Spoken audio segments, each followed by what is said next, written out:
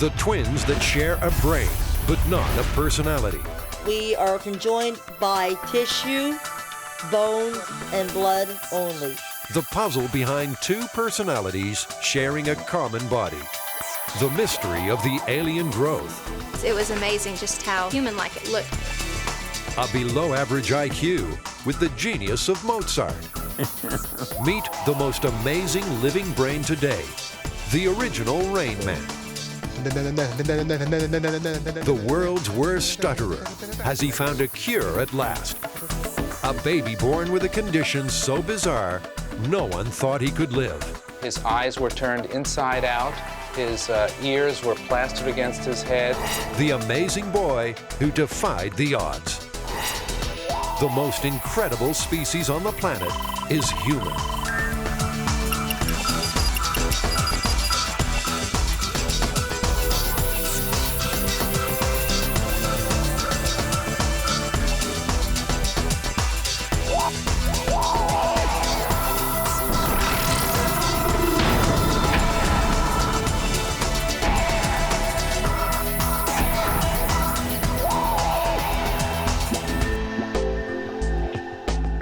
Siamese twins were once regarded as freaks of nature. Medical science now prefers to call them conjoined twins. And at 43 years of age, Reba and Laurie Chappelle are the oldest living female conjoined twins in the world. They're craniopagus twins, joined at the head. They also share a third of their brain. Incredibly, their personalities are almost opposites. I am more like the introvert, means I'm quiet, to myself, reserved. I'm not a quiet person. I'm very out there. I think one of the most remarkable things about anybody who's ever worked with conjoined twins is to realize how unique the two individuals are. You all right? Yes. But bodily, Laurie and Reba's blood vessels and brain tissue are so entwined after 43 years together, they can't be separated surgically. Go ahead, you do that. I frankly think that either one or both would die as a result of the surgery because their conjoining is so complex and their shared brain tissue is so complex. So I think there would be brain damage for each of them if they were physically separated. In the womb, they shared the same egg. Yeah, it's just, like I said, we're so busy with work. But unlike most identical twins, separation into individuals soon after conception began too late. As a result, separation was incomplete, and their skulls remained joined. Reba was also born with spina bifida. She's 4 inches shorter than Laurie. Her twin carries her everywhere. But as their shared brain developed over the years, the twins' personalities went in separate directions. And over time, they developed very individualized personalities in terms of their friendships, in terms of their tastes. They also do things quite cooperatively, and in that sense, what I've seen from people who are conjoined is a lot like marriages, in the sense of they learn to live in a cooperative physical setting. Laurie is the homemaker. She adores the daily shopping. Me, I'd spend my last penny if I could spend it. I don't like to have any kind of money in my pocket. If I can spend it, I'll spend it. Reba loathes it. Whatever, Mom. I actually hate shopping. I write a list. I love to get what I want and get out, but that's very seldom the case. They have different interests, different personalities. They like different colors and foods. They are unique individuals, and yet they share 30% of their brain.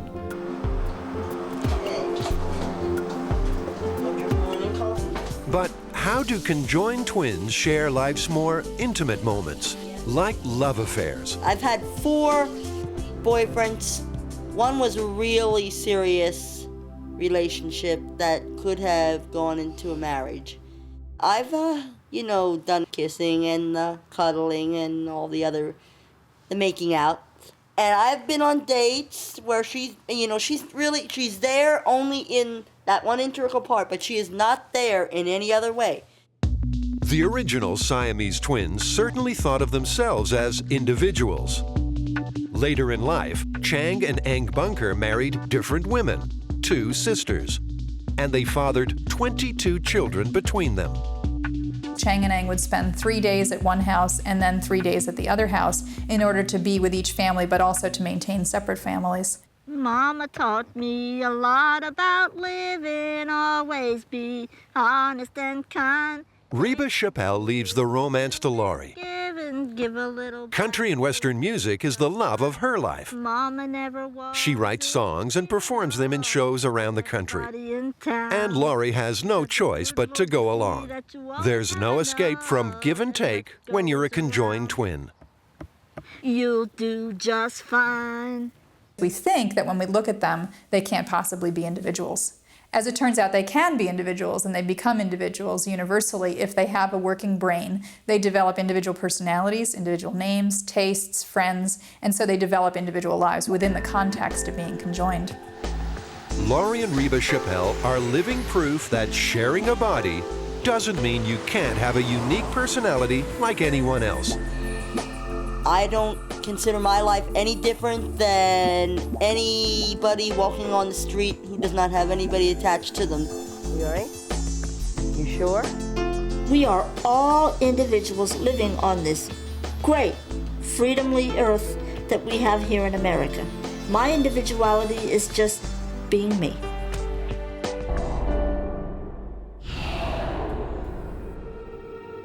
Marvel or monstrosity? But it is indeed a fetus. It's not completely developed. A birth so bizarre, it's just some sort of freak occurrence. It defies belief. It was amazing just how human-like it looked. The Kleinmans were like any couple expecting their first child. 5 months in, Christy was enjoying a normal pregnancy. But then, a routine sonogram showed something terribly wrong with her baby. It was very difficult for me because I felt I was the one protecting and taking care of the baby. Doctors told her that a strange object was growing inside her fetus. Christy was stunned.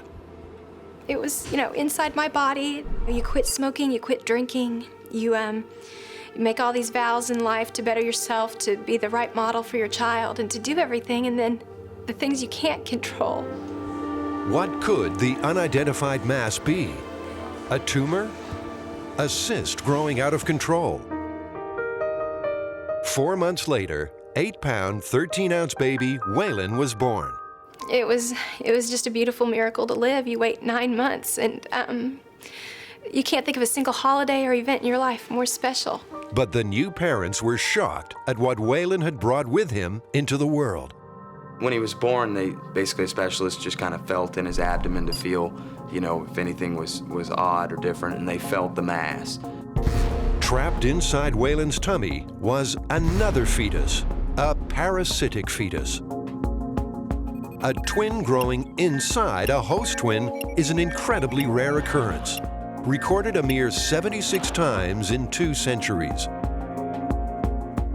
It's called fetus in fetu. Fetus in fetu is a rare congenital anomaly where a twin becomes entrapped or encapsulated within the abdomen of the host twin. Waylon was just 2 days old when doctors surgically removed his twin. What they discovered astonished them. The stillborn fetus had lived for 18 weeks. After it stopped growing, it remained suspended in its own amniotic sac, while Waylon's body continued to grow to full term. When we saw the photos of Waylon's fetus, it was amazing just how human-like it looked compared to others. It had 2 arms, 2 legs, 2 hands, 2 feet, deformed fingers, deformed toes, a deformed cranium, a heart, a penis, a scrotum, spinal cord, its own amniotic sac within Waylon. But it is indeed a fetus. It's not completely developed. It dies early on in the process, but it grows to an orange size. And so you have a baby about that size. Hey, look over here. Now a happy toddler, Waylon survived his ordeal. The strange case of a fetus that grew inside a fetus. It was a medical mystery. And once that isolated event was removed, he's been a very healthy, stable, active boy. Some parasitic fetuses do survive beyond the womb. They're born attached to their co-twin, but with an incomplete body. They have no brain and no heart. They feed off their co-twin's blood supply. Indian-born Lalu was perhaps the most famous of all. He paraded his parasitic twin around the carnival circuit during the late 1800s. And what he had was a couple of legs essentially sticking out of the side of him. Nowadays, surgeons will remove those extra parts. It's not always easy, but they'll do removal of those extra parts. Lalu and his twin shared a bloodstream. Lalu could even sense when his twin was being touched. We don't actually know what happened to him because he's sort of lost to the record. But what we do know is that people were very fascinated seeing this kind of conjoinment. I've been stuttering since I was 4. It's had a positive and a negative impact on my life. If he's not the world's worst stutterer, then 27-year-old Eric May comes close. Every new syllable could set off a stuttering spasm. Negative part. In my experience, he's one of the most severe stutterers I have ever seen, and I've been in stuttering for 20 years. Stuttering is a daily torment for 3 million Americans. Ordering food is terrifying. Talking on the phone becomes a nightmare. And Eric's endured it most of his life. During school, it was hard for me to participate in any reading exercises. Most of us use the left sides of our brains to process speech. But brain studies show stutterers like Eric often use the right side. And something is wrong with the wiring that coordinates their speech muscles. They used to think it was a psychological problem because it really looks like somebody's nervous and that's where it comes from. But in the last 20 years, they've done a lot of research, and it's turning out to be a physiological problem. I'm able to help. There are more male stutterers than female stutterers. It runs in families. So most researchers now consider it something you bring into the world with you, rather than something that somebody else produced, like a parent, or some kind of a psychological reaction. So let me ask you a few questions, okay? You said you wanted to be a professional basketball player. What teams have you played for, Eric? Well, my first year, I played in.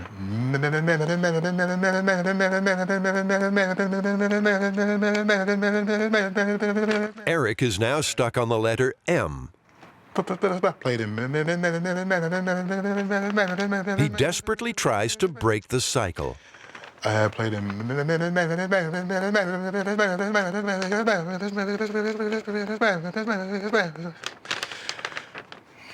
My first year, I played in.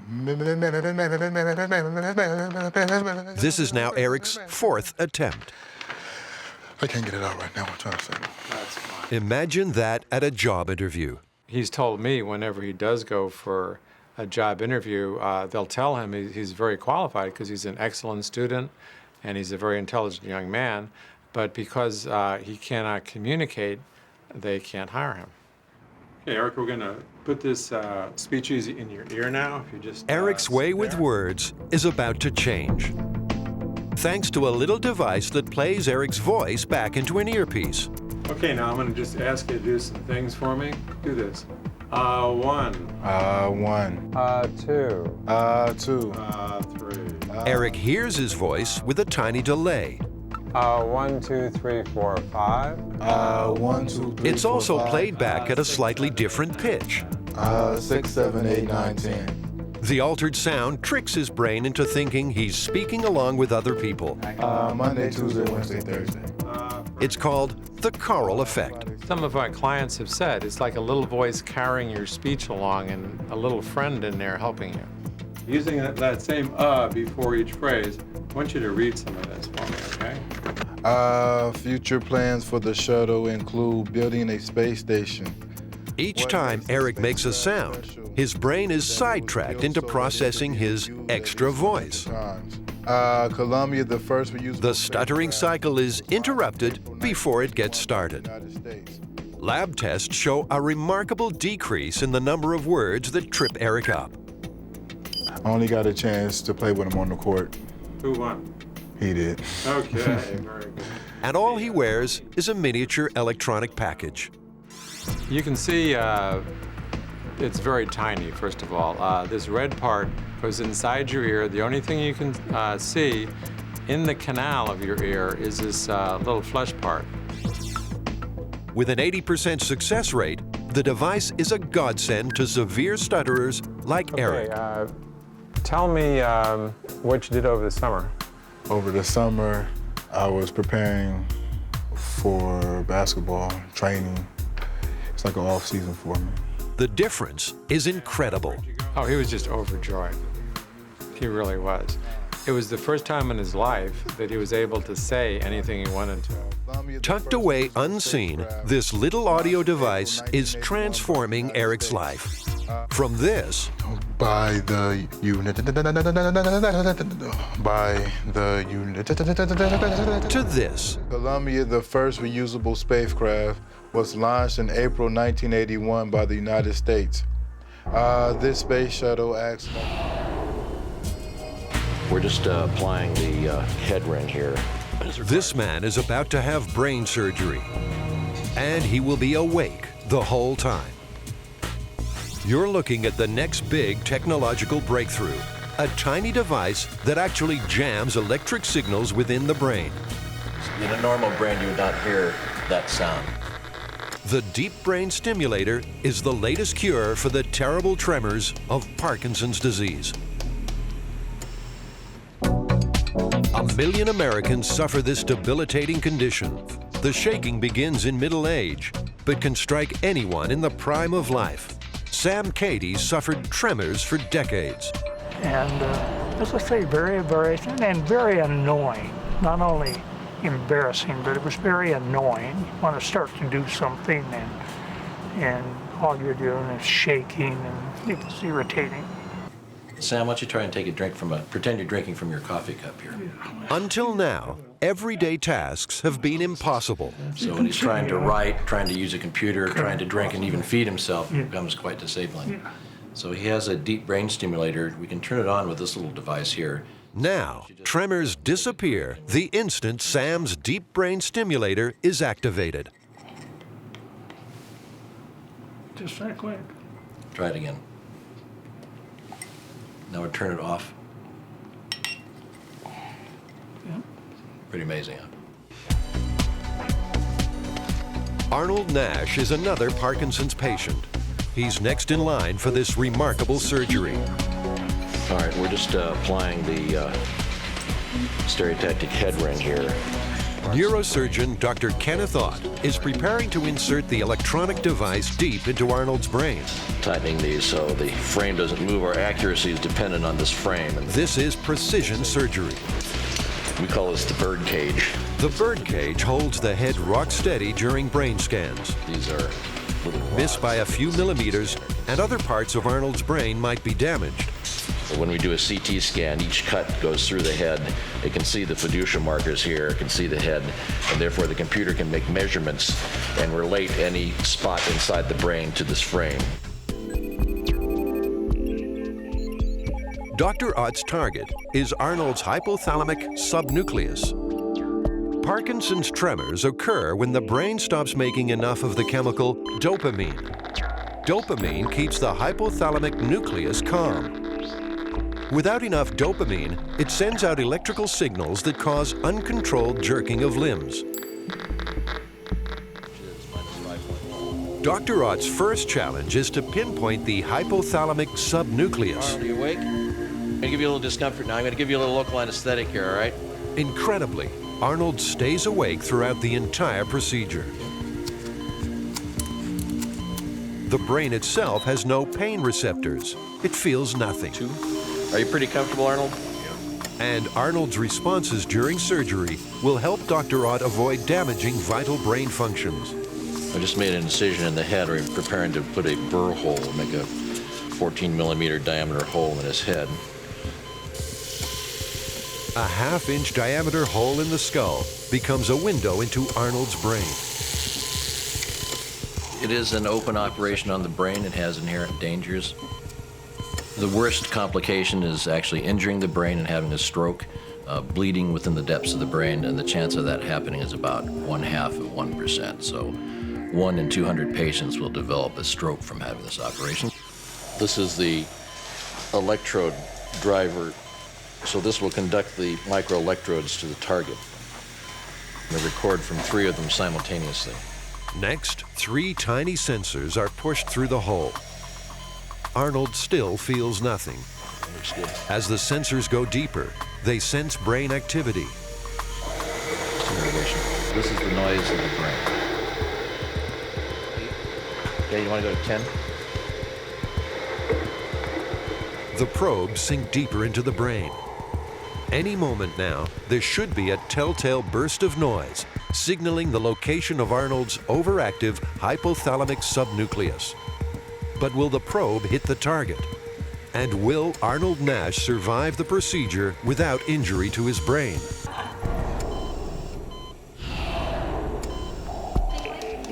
Arnold Nash has severe Parkinson's tremors.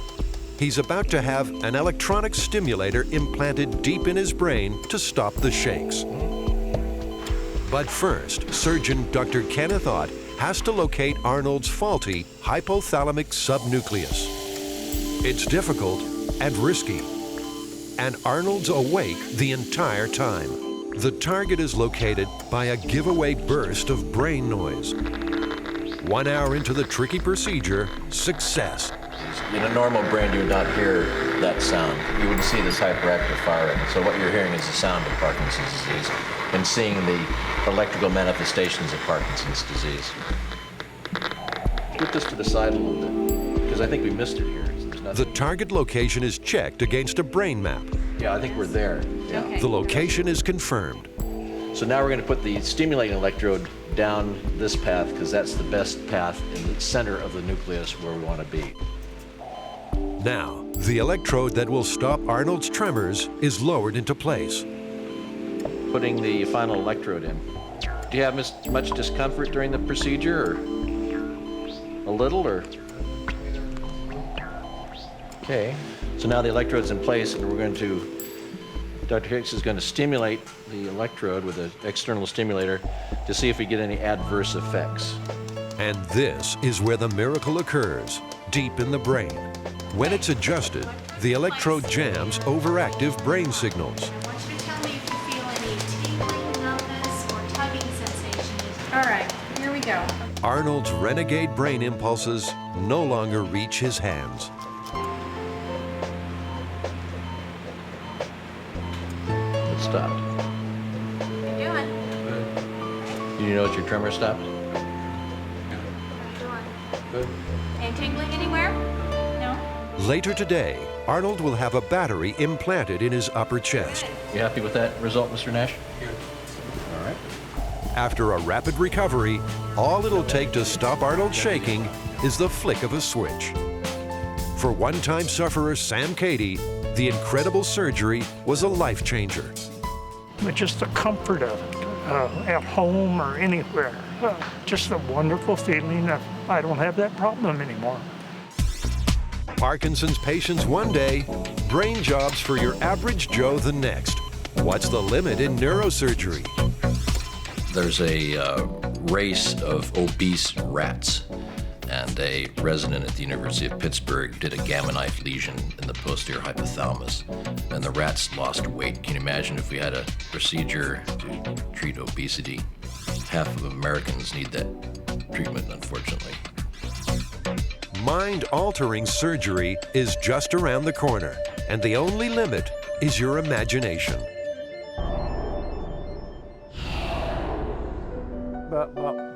He has an IQ of 72 with the genius of Mozart. He knows the complete works of Shakespeare, but has the motor skills of a 2-year-old. His may well be the most remarkable brain in history. We don't know how this mind works. You know, he knows every zip code in the United States. In many ways, he's kind of beyond description. We sort of hold up Mozart as the model genius, and Kim's ability seems to go perhaps beyond Mozart's. Kim Peek is the original Rain Man. He was the inspiration for the 1988 movie starring Dustin Hoffman. Kim's true story is even more astonishing than fiction. He is a true savant. Just 1 in 20 million people are born with savant minds. Those minds are mentally impaired, but produce surges of sheer brilliance. Savants have an inexplicable gift for music, or mathematics, or the ability to absorb and recall vast amounts of information. Kim Peek can do all 3. He's beyond even most of the savants. From birth, Kim was described as severely retarded. He didn't learn to walk until he was 4. Even today, he needs help cleaning his teeth. But Kim can list all 27 amendments to the Constitution. 22nd is term limits, 23rd is the DC vote, 24th makes the voting process free. Every U.S. president. William Henry, Harrison, Tyler, Polk, Taylor, Fillmore, Pierce, Buchanan, Lincoln, Andrew Johnson, Grant. The 50 states and capitals. Boston, Massachusetts, Annapolis, Maryland, Columbia, South Carolina, Concord, New Hampshire. How Kim's damaged brain can do this remains a complete mystery. There are no real clues here as to why he can do what he can do. Kim's head is larger than normal, yet inside there are fluid-filled gaps where you would expect to find brain. You would look at this brain and expect deficiencies. So to see these added skills and abilities and talents that Kim has, it's a mystery as to where that comes from. Benjamin Harrison, Cleveland again, Stanley, Theodore Roosevelt, Taft. There is no off switch to Kim's genius. His savant mind is a vast memory bank. With astonishing recall, Kim endlessly drags facts and figures from the recesses of his amazing mind. But for all the millions of facts, Kim has limited ability to make logical links between them. For all its brilliance, Kim's brain lacks basic intelligence. Remember that old song that was from Oklahoma City, Oklahoma, Santa Fe, New Mexico, Phoenix, Arizona, Juneau, Alaska, Honolulu. Why? It's somewhat like a word processor in a computer. If you put something in, you get it back out. But you know, a word processor, that's not intelligence. I mean, that's not the ability to creatively think about problems and handle them and manage life. Kim can't dress himself. He couldn't vacuum a room or set a table, or sometimes, you know, in an absent-minded kind of way, he couldn't find the car if they went back out to the parking lot. But exactly how disabled is Kim's mind? With the help of University of Utah musicologist Dr. April Greenan, we've set up a test for the cameras. Dr. Greenan will help Kim play a simple musical phrase. Okay. If he can recognize it and work out which composer wrote it, it will be a logical leap that will prove Kim's mind is more than a mere memory bank. But will he pass the test? Does Kim Peek's savant mind really possess powers of higher reasoning?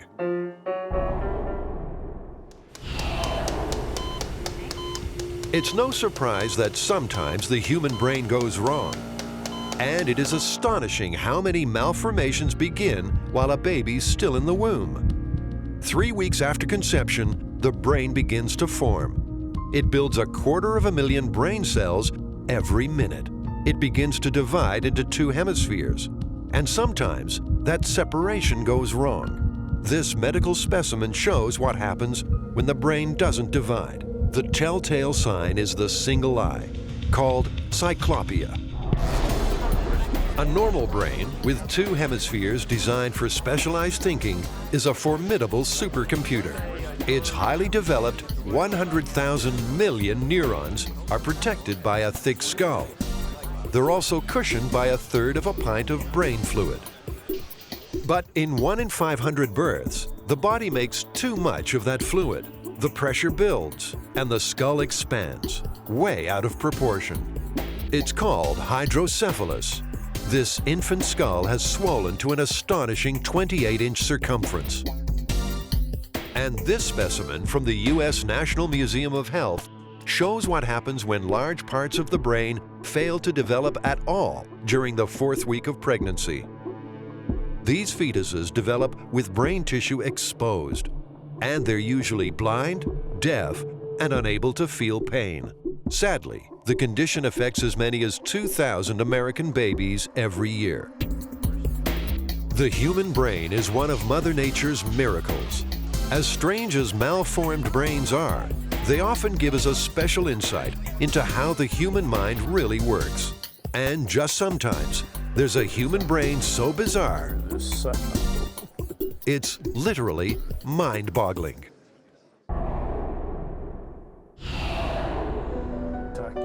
Kim Peek may have the most amazing brain on the planet. He's a savant. His brain is badly damaged. But that brain can remember the contents of thousands of books, and he can name the day of the week for any date. But is Kim's mind capable of more than computer-like feats of memory? What if I play this chord? Can you play We've set up a test. Kim is about to hear a phrase of music. Can he recognize it? And can he work out which composer wrote it? Yeah. What piece is that?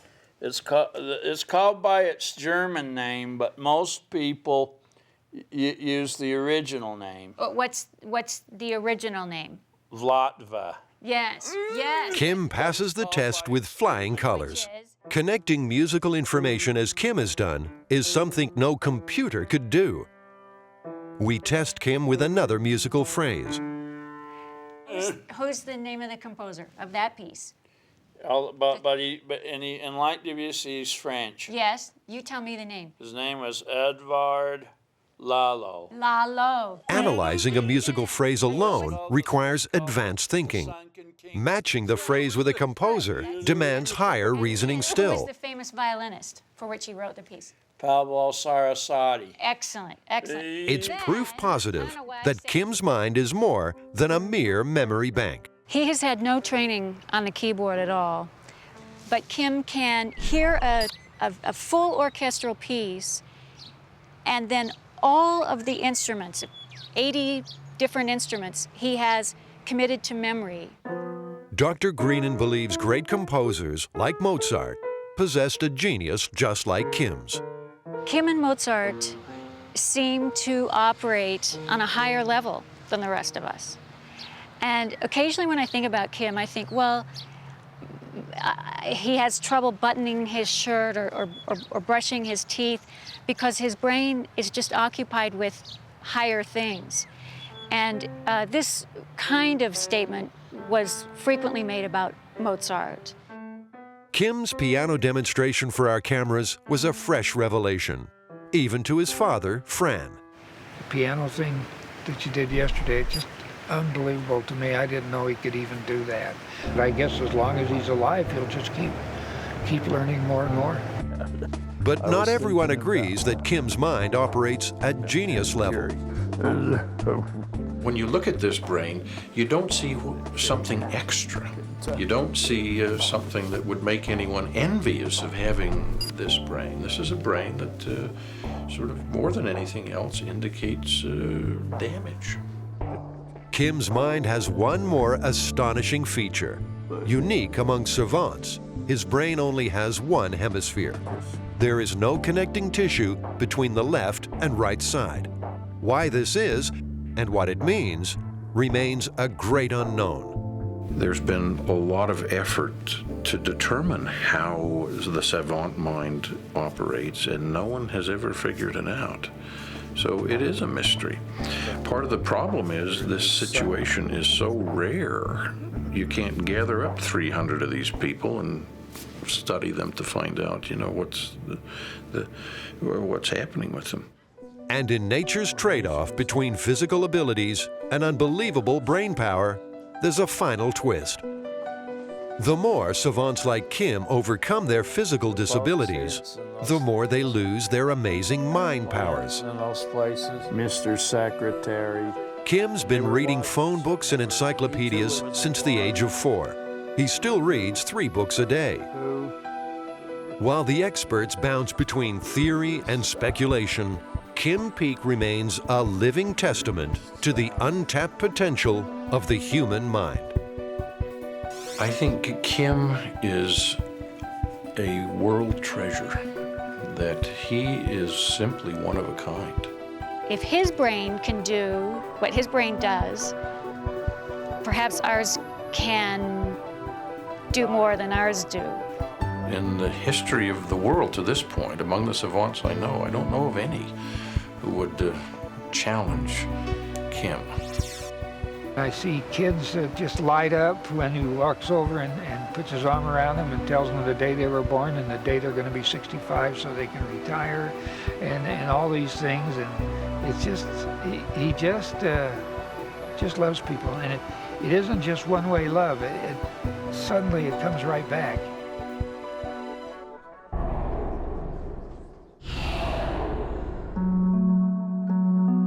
One in 500,000 babies is born with a skin condition that is almost always fatal. But some kids never give up the fight for life. I think if there was a definition of the word miracle, it would have to have Ryan in it. He was born with deep fissures, deep cracks in his skin. Everybody is thinking, this is hopeless, this baby is not going to make it. His eyes were turned inside out. His ears were plastered against his head. He was not expected to live even the day that he was born, or maybe even beyond a week. The chances of survival are probably 0. I said, do whatever you can. Don't just let him die. Do whatever you can. For all intents and purposes, he should not be on this earth. Ryan Gonzalez is 19 years old. That in itself makes him incredible. Ryan is absolutely a medical marvel. There's no other description I could say. He survived a very, very torturous condition, and he's grown up to be a wonderful, as I said, an inspirational human being. Ryan has harlequin ichthyosis, a genetic condition with no cure. Ichthyosis is a skin disorder where the body produces too many skin cells and the skin doesn't shed properly. In the case of harlequin fetus, the skin is very, very thick and there are deep cracks in the body. If you think about a nice brick wall that's very solid, it's a good barrier against the outside. But his brick wall is so crumbled and disorganized that all the bad things, like infections and cold, can get through and disrupt his skin. In 20 years of pediatrics, Dr. Boyko had never seen a case like Ryan's. It's so severe that the skin is often cracked down to the meat, down to your connective tissues and through to the fat of the skin. And the cracks are very wide. Most harlequin fetus babies dehydrate within hours of birth. Those who survive longer usually succumb to infection. Initially, there was no hope for Ryan's survival. He would have died of dehydration because his skin wasn't able to hold on to water properly. His mother, Anna Marie, was presented with a hopeless situation. When Ryan was first born and he looked so bad, I mean, he looked so bad. And I knew, when they first saw him, they didn't expect him to live, because I was told, go ahead, you can touch him. And they took a Polaroid picture of him, like, here's a picture of your baby before he dies. The immediate challenge was to keep Ryan's skin moist. Anna Marie, his mother, had to constantly moisturize the skin with different types of medication, with something like Vaseline or Aquaphor ointment. That sometimes was the cause of infections that Ryan got. Still at that point, they didn't know if the thing was to go ahead and treat Ryan, because it still looked so futile, the whole thing. I said, do whatever you can. Don't just let him die. It would take a miracle to save Ryan Gonzalez. As it happened, Ryan was to have one stunning piece of good luck.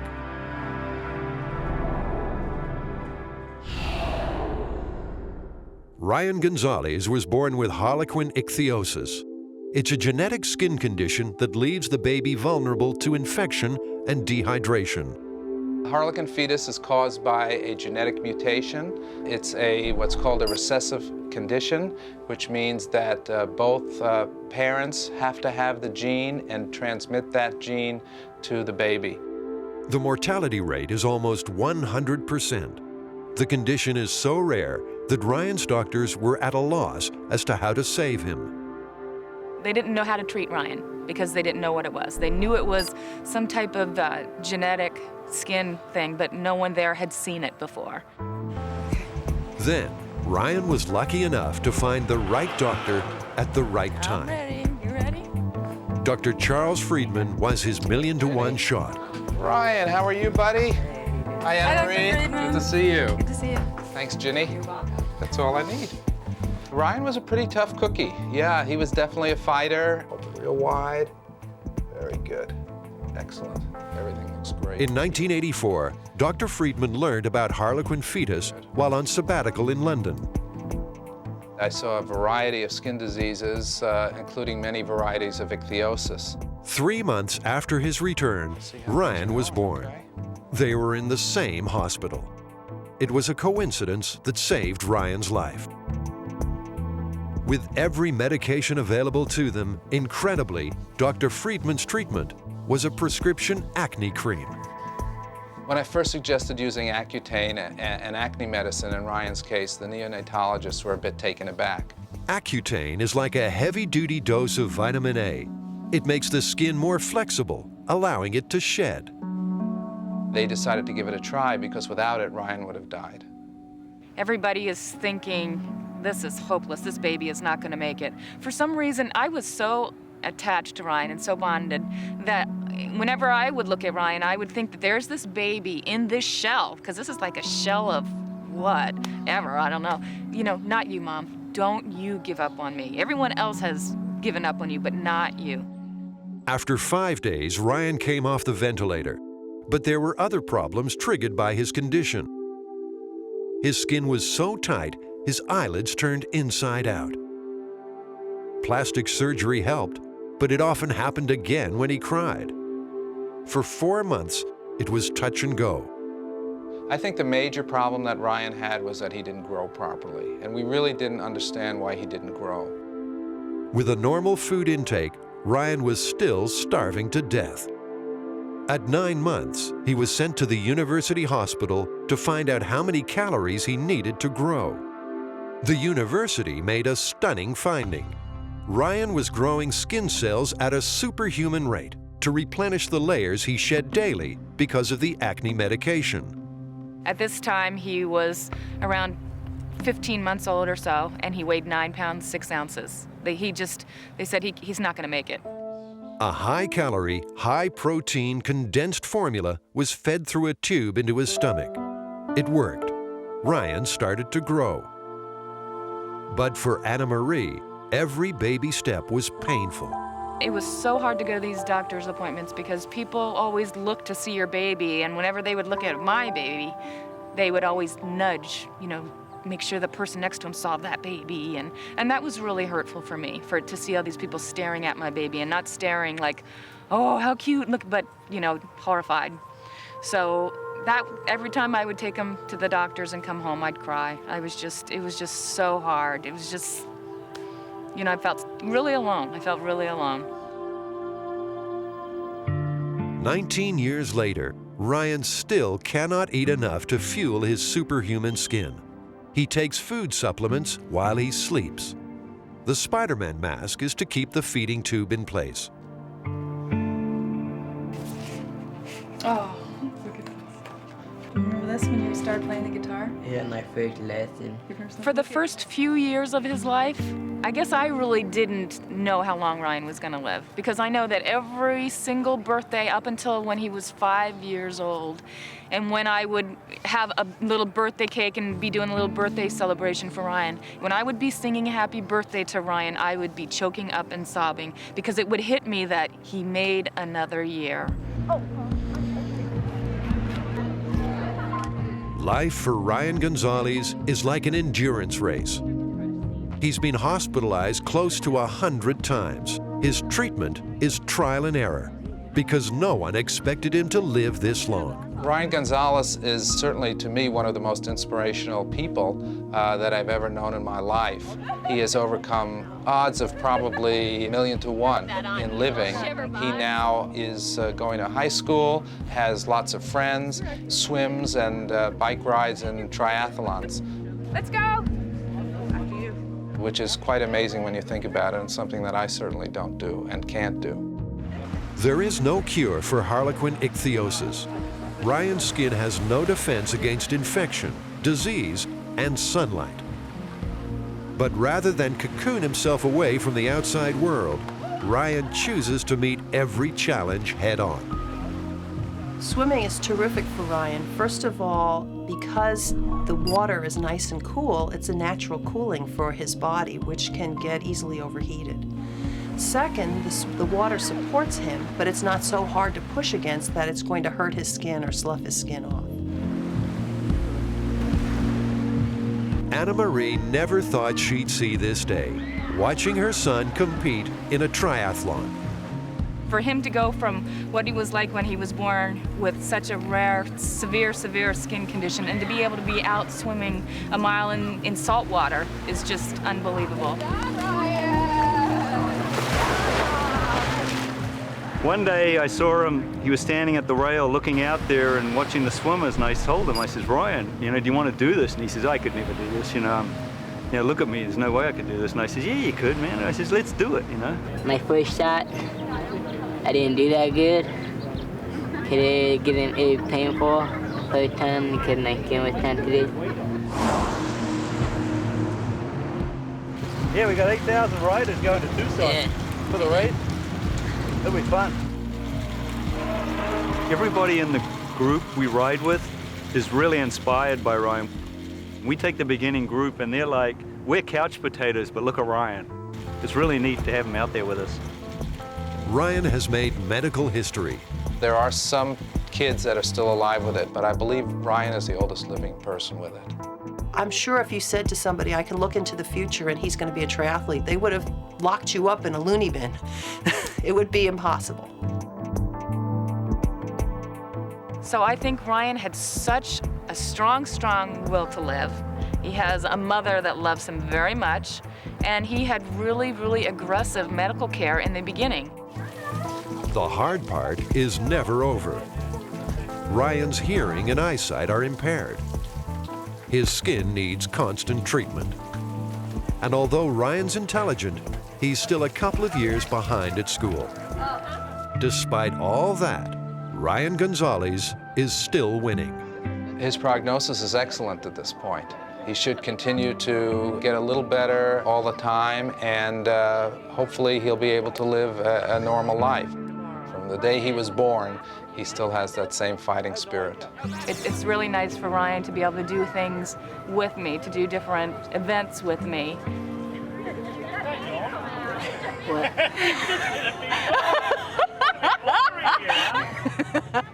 And you keep grabbing me. Well,